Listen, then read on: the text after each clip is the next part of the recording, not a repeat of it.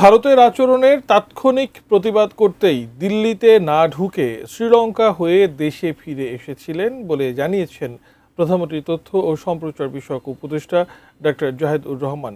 দুপুরে সচিবালয় সংবাদ সম্মেলনে এই তথ্য জানিয়ে তিনি বলেন, বাংলাদেশ কোনো রাষ্ট্রের কাছে আত্মমর্যাদা বিকিয়ে দেবে না।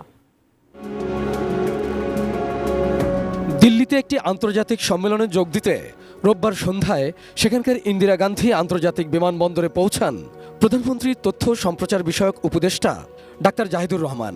পরে দিল্লি বিমানবন্দরের ইমিগ্রেশনেই তাকে 2 ঘন্টা অপেক্ষা করতে হয়। ইমিগ্রেশনটা আমার থাকার কথা ছিল না, আমার আজও ভারতেই থাকার কথা ছিল। মঙ্গলবার দুপুরে সচিবালয়ে এক সংবাদ সম্মেলনে তিনি আরও জানান, এক পর্যায়ে পাসপোর্ট ফেরত চাইলে তাকে দিল্লিতে ঢোকার অনুমতি দেওয়া হয়, তবে তিনি তা প্রত্যাখ্যান করেন। রাষ্ট্রের একজন প্রতিনিধি হিসেবে গেছি, কারণ আমি যখন যাব এই তথ্য জানানো হয়েছিল আমাকে নিয়ে যদি কোনো সমস্যা থেকে থাকে সেই সমস্যা তারা সমাধান করা অথবা অবজেকশন আগে দেয়া, এরকম কিছু হলেই হয়তো হতো।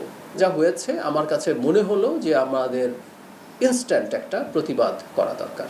বিমানবন্দরে ইমিগ্রেশনে তার সাথে কূটনৈতিক পাসপোর্ট ছিল কিনা সংবাদ সম্মেলনে এই প্রশ্ন ছিল গণমাধ্যম কর্মীদের। Optical brighter photo catalyst active granule সমৃদ্ধ বসুন্ধরা পাওয়ার ওয়াশ, ঝলমলে কাপড়ে ফুরফুরে মন। আমার কূটনৈতিক পাসপোর্ট আমি নেইনি মানে অন্য কোনো কারণে না, একটু নেব করতে হয়েছে, কিন্তু এটা আমাকে নিতেই হবে এমন কোনো কথা নেই। এবং কেউ বলার চেষ্টা করছেন যে পাসপোর্ট কারণ ছিল না। ভবিষ্যতে ভারত সফর করবেন কিনা এই বিষয়টিও স্পষ্ট করেন তিনি।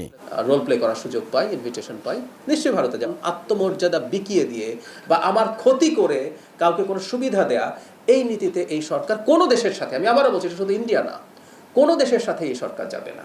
সীমান্তে কেন ভারতের পুশিনের চেষ্টা, এ নিয়েও কথা বলেন প্রধানমন্ত্রীর তথ্য সম্প্রচার বিষয়ক উপদেষ্টা। যে বাংলাদেশকে চাপে ফেলার উদ্দেশ্যে করা হচ্ছে, আমি সেটা মনে করি না, আমি স্টিল মনে করি না। এবং সেটা আমার ব্যাখ্যা ছিল, এটা তাদের পশ্চিমবঙ্গের একটা রাজনীতি আছে, তারা সেটাকে তাদের নির্বাচনী ম্যানিফেস্টোতে এনেছেন, সেটার পার্ট হিসাবে করেছেন।